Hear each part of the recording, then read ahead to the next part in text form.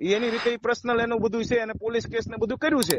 તો મનસુખ ને આની અંદર ક્યાં પડવાનું જરૂર? મનસુખ ક્યાં આવડો મોટો મોદી નો દીકરો છે તમને કેન્દ્રીય મંત્રી છે કે ઈ કઈ કેમ વાંધો થઈ જાય? નહીં, જો મારી વાત સાંભળો, તમારી હા. મંજૂરી હોય તો આ ઓડિયો હું રેકોર્ડિંગ ચડાવું તો તમને કઈ પ્રોબ્લેમ અને નથી? અને બીજું આ ઓડિયો તમને મેં માત્ર ને માત્ર હિન્દુ ધર્મના આપણા દેવી દેવતાના પસ્તક જાગૃતતા માટે કર્યો છે કે આવા મનસુખ જેવા યુટ્યુબર ઘણા જેવા પેટ મેલા કે જેનથી શેતીન રહેવાનું.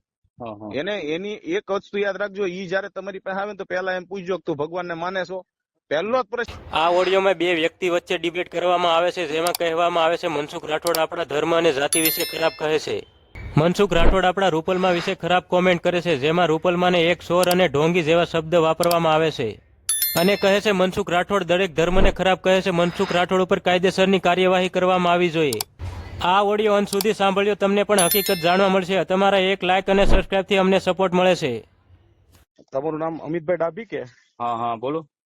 હવે એક કોલ કર્યો તો તમને એટલા માટે કે મારી પાસે કોઈ યુટ્યુબ ચેનલ છે નહીં અને કોઈ પાસે એવો કોઈ વ્યક્તિનો સજ્જન વ્યક્તિનો કોન્ટેક્ટ નથી જે ધર્મપ્રેમી હોય, જેથી કરીને આપણે ત્યાં સુધી વાત ડાયરેક્ટ કરી શકીએ. તો તમે છે ને આ રેકોર્ડિંગ યુટ્યુબમાં સમય મળે તો ચડાવી દેજો. આપણે રૂપલમાં છે કે નહીં, વિસાવદરની બાજુમાં રૂપલ ધામ છે, ઈ વિશેની એક વાત કરવાની છે રૂપલમાં વિશે, જેની ઉપર અત્યારે એક કલંકિત સાટા ઉડ્યા છે એ ધામ ઉપર. અને આપણે આમ તમે જોવા જાઓ તો આખા સારણ સમાજ ઉપર અને આખા આપણા હિન્દુ ધર્મની દેવી દેવતા ઉપર સમજી લેજો. કોણ છે એવો નરાધમ? નરાધમમાં તો એવું છે, આની અંદર આમાં એવું છે કે નરાધમ તો આપણે તો નો કહીએ પણ કહેવાનો રચી નરાધમ જ છે. ધર્મ વિરોધી હોય એને નરાધમ જ કહેવાનું આવે. એમાં એવું છે મનસુખ રાઠોડ કરીને છે, રામોદ નો દલિત સમાજ નો યુવાન, મોટી ઉંમરનો છે, પણ એનો મૂળભૂત હેતુ તો હિન્દુ ધર્મના દેવી દેવતા સંસ્કાર રીતિ રિવાજનો વિરોધ કરવાનો પહેલેથી એનો આ રિવાજ છે. પણ આપણે કંઈક ને કંઈક આપણી જનતા ભોળી છે કે જેવી રીતે તમે મારી મદદ કરો એટલે હું હારો, અને ક્યાંક ને ક્યાંક બીકમાં એકબીજાને રાજકારણી છે, મોટા માણસ એને જરૂર છે એટલે કોઈ આને કઈ કહેતું નથી. પછી પ્લસ એ દલિત સમાજનો છે એટલે કઈક ને કઈક માણસ બીવે છે, એટ્રોસિટી એવું બધું કે ભાઈ આની હારે કોણ પડે, એને કઈ ધંધો નથી, પણ આપણે તો બધું લઈને બેઠા છીએ, આબરૂ આ છે તે છે, એટલે એની હારે કોઈ પડતું નથી. પછી અત્યારે આજે આખી મેટર છે હું તમને વાત કરું છું. કાલે મેં એને ઓડિયો છે 2.5 કલાકનો, એટલે 2.5 કલાકનો ઓડિયો મેં સાંભળ્યો. રૂપલમાં કરીને છે અત્યારે ખ્યાત નામ છે આપણે માતાજીની અંદર રૂપલમાં, ખબર છે મને, પ્રેમપરા વિસાવદર ની બાજુમાં રૂપલભાઈ ના મોટા ભાઈ જીણાભાઈ અત્યારે હેડલિંગ કરે છે એવું મેં ઓડિયોમાં સાંભળ્યું. હવે મૂળ વાત શું છે એ તમને માહિતી ન હોય તો હું કહું તમને. ના મને વાત કરો ને થોડીક, મેં સાંભળેલું પણ મને કઈ ખ્યાલ નથી બહુ લાંબો. હવે કાલનો ઓડિયો છે વસંતભાઈ ની ચેનલમાં ચડાવ્યો છે. જે વ્યક્તિ ફોન કર્યો છે એ પારસભાઈ નામ છે એનું. પારસભાઈ? હા.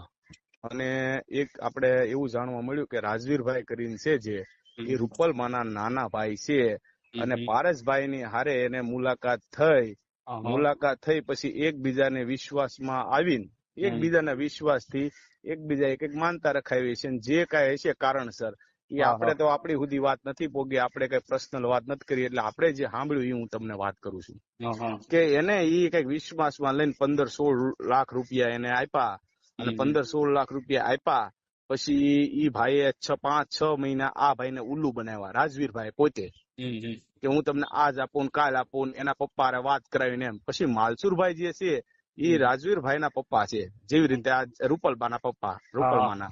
તો અત્યાર સુધી પાકું પ્રૂફ એ નથી કે રાજવીરભાઈ એની ધારે વાત કરાવી હોય એવું સમજણ પડી. એવા કોઈ રેકોર્ડિંગ નથી, અને માલસુરભાઈ ને કોઈ વાત કરે તો એમ કે છે હું ફોન રાખતો નથી. હવે આવી રીતનું બન્યું છે એટલે ઓલા ભાઈએ એની રીતે પોલીસ કેસ બધી રીતનું કર્યું છે, પોલીસ કાર્યવાહી તમામ પ્રકારનું જે પારસભાઈ છે કે નહીં એને બધા પ્રકારની FIR કરેલી છે કે આ વ્યક્તિ મારી યાર આવું કર્યું છે, જે કઈ પ્રકારનું હોય. પછી એમાં LCB ની નોંધ થઈ, ઈ ભાઈ બધી પ્રોસેસ કરી છે. મારી વાત સાંભળો, એટલે પોલીસ ખાતું હોય ભાઈ, બંધારણ છે. પછી મનસુખ છે એનો હેતુ તો મેં તમને પહેલા વાત કરીને જેમ હિન્દુ ધર્મ નું આવવું જોવે એટલે એને ગમે એમ કરીને ધૂળ ધાણી કરવાનું. જેવી રીતે ભોળાદવાળા બાપુ હતા એને ગમે એમ કરીને ભેગા થઈને બધું બંધ કરાવી દીધું. એને બીજા ભોળાદવાળાને સુરાપુરા ધામને ગમે એમ કરીને આમ તેમ બોલીને બદનામ કરી એવી રીતે રૂપલમાનું અત્યારે નામ લીધું એને તમને કહો. અને આની અંદર રૂપલમાનો પ્રશ્ન નથી તોય એને પૂછ્યા વગર કારણ વગર એનો ફોટો એને મોકલી દીધો. એટલે એનો કહેવાનો અમે દાદા છે એમ સમજણ પડી આ દુનિયાના. સાચી વાત છે વાત આખી ઈ જ છું ને અરથ ઈ જ છો ને કે અમે દાદા છીએ. બાકી ઓલા ભાઈ ના 15 લાખ લીધા ઈ જીવ તમારો બળે ને મારો બળે.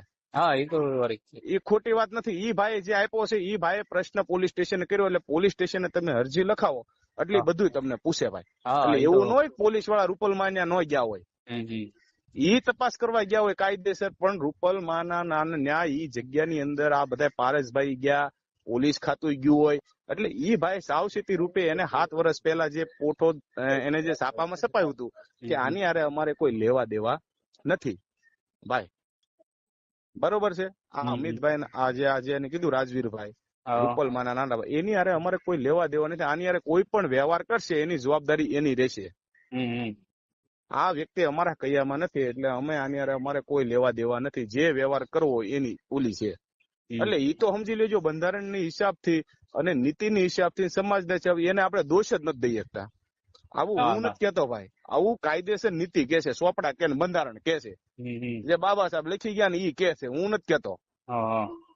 બરોબર છે ભાઈ. પછી બીજું કે રૂપલમાં તો અવડું મોટું નામ છે તો એની નામે અને બીજું હાલની તારીખની અંદર બીજું તમને કહો, આ એમ કેતો હોય કે ઢોંગ છે, ધતિંગ છે, આ બધું ખોટું છે, તો રૂપલમાં ત્યાં તમે જાઓ જૂની જગ્યામાં કોઈ જગ્યાએ બોર્ડ નહીં માર્યું હોય ભાઈ, પણ એની જગ્યામાં બોર્ડ માર્યું છે અહીંયા દોરા ધાગા કોઈ પણ પ્રકારની માનતા રાખવી નહીં. તમે જૂની જગ્યામાં જાજો ને લખ્યું છે. બરોબર. પછી બીજું આ જે પારસભાઈ એના સંપર્કમાં આવ્યા તો એમ કે છે કે એના ભાઈ કોઈક નીચે રહેશે ને બીજા, તમને કહો એના મિત્ર હતા રાજવીરભાઈ ને એના સંપર્કમાં આ આવ્યા તમને કહો. બરોબર. આ આવ્યા એટલે ઈ બેન પરિચય છો. ઓડિયો ની અંદર બધું આપણે સાંભળ્યું, એમાંથી એકબીજાને વિશ્વાસ આવ્યો ને પણ આ વસ્તુ આપણે અમે એક જોઈ તો માન્યતા જ નથી. કેમ કે રૂપલમાને શું જરૂર છે ઈ વિચાર કરો. નહીં મારી વાત સાંભળો તમને કહું, રૂપલમાના નામે કર્યું છે.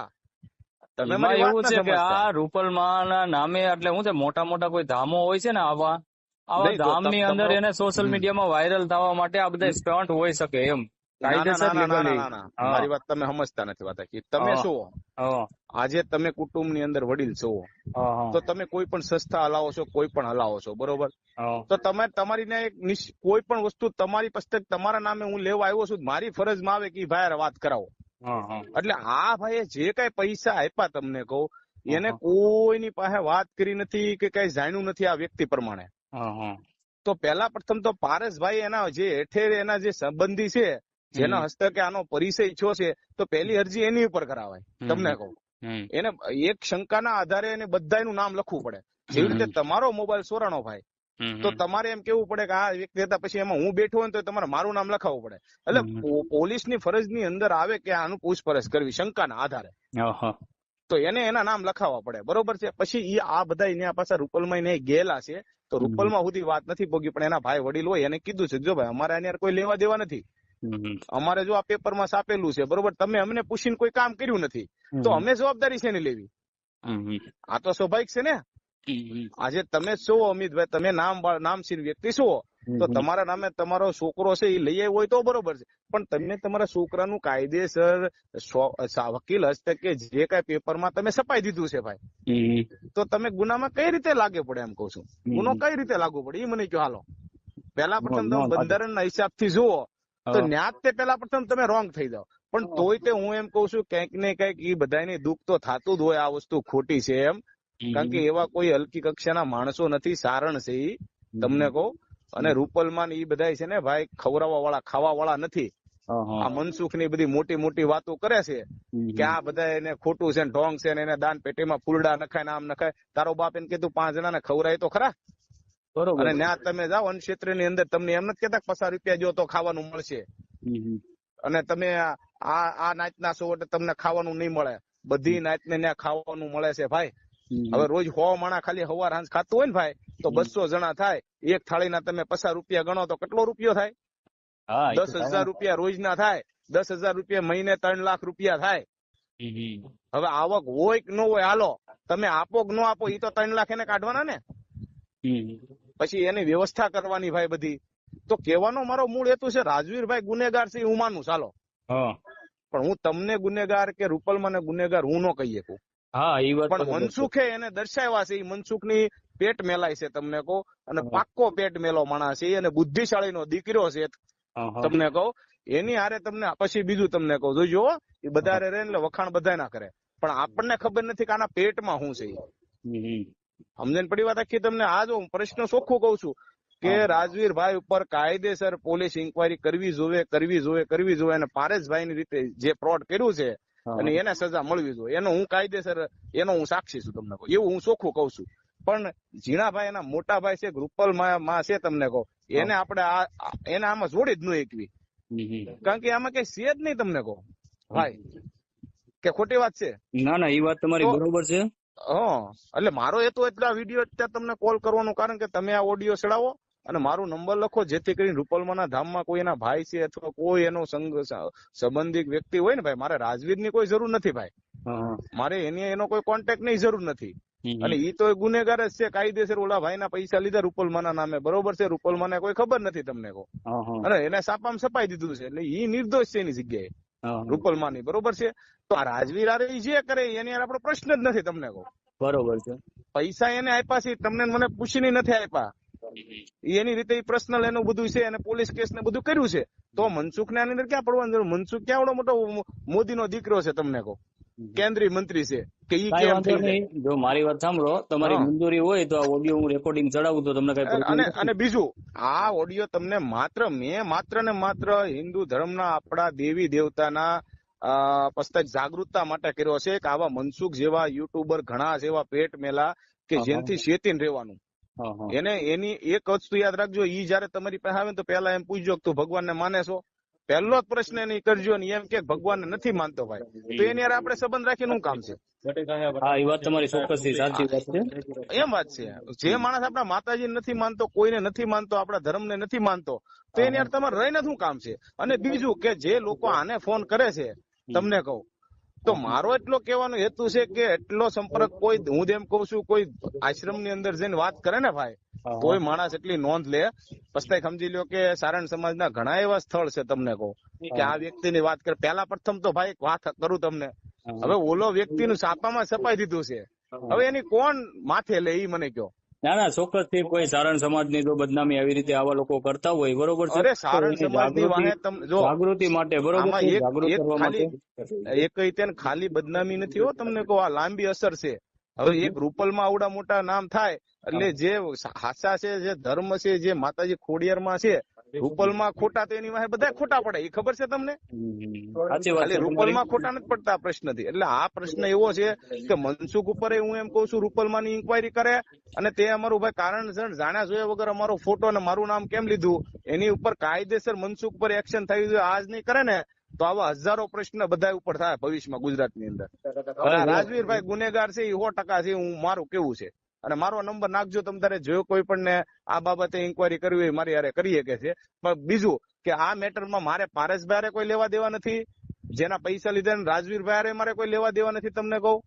હલો, મારે માત્ર ને માત્ર મનસુખ હારે લેવા દેવા છે. એના વિરોધમાં મેં તમને ફોન કર્યો છે કે એની જે નીતિ છે એ કાયદેસરની ખોટી છે તમને કહું. હો, જય ભોળાનાથ. મેં તમને એક વાર પ્રશ્ન કર્યો, મારા પ્રશ્નનો જવાબ દો. બોલો કે આ ઓડિયો હું તમારો ચડાવું છું, તમારી પૂરેપૂરી સહમતિ છે ને, મંજૂરી છે? અરે 100% તમે તારે ચડાવજો, કઈ વાંધો નહીં. તમારો એક ફોટો નાખજો, મને વોટ્સઅપ કરજો. બરોબર છે? ફોટો નાખવો પડશે, નકર તમે તારે આમને ખાલી સિમ્પલ નાખી દો અને નામ લખી નાખો પંકજ ચૌહાણ. ફોટાની એમાં કોઈ આવશ્યકતા નથી. તમે તારે તમને કઈ પ્રોબ્લેમ ન હોય તો નાખો એમ. ના, પ્રોબ્લેમમાં એવું છે ફોટો આપણે પાડતા નથી અને ફોટાની અંદર કોઈ અરજ નથી. નંબર હોય આપણું આખું નામ છે ભાઈ, એનું કોઈ તમ તારે ટેન્શન નથી. તમ તારે કઈ વાંધો નહીં. સારું, હાલો આપણે ઓડિયો ચડાવી દો. ઓકે, જય ભોળાનાથ. જય ભોળાનાથ, જય માતાજી. જય માતા.